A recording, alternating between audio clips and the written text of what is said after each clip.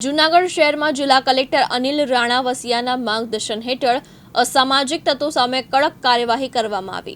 કુલ 7 જેટલા ઇસમો જે અસામાજિક પ્રવૃત્તિ સાથે સંકળાયેલા હતા તેમને સરકારી મિલકત પર દબાણ કરેલા તેઓના દબાણો રાત્રે તોડી પાડવામાં આવ્યા છે।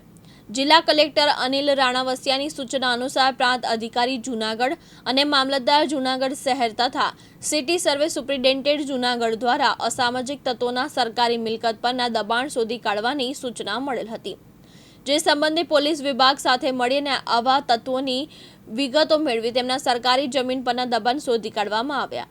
જે અનુસાર કુલ 2335 ચોરસ મીટર જમીન જેની અંદાજિત કિંમત 3 કરોડ રૂપિયા જેટલી થાય છે, જેના પરના દબાણ તોડી પાડવામાં આવ્યા।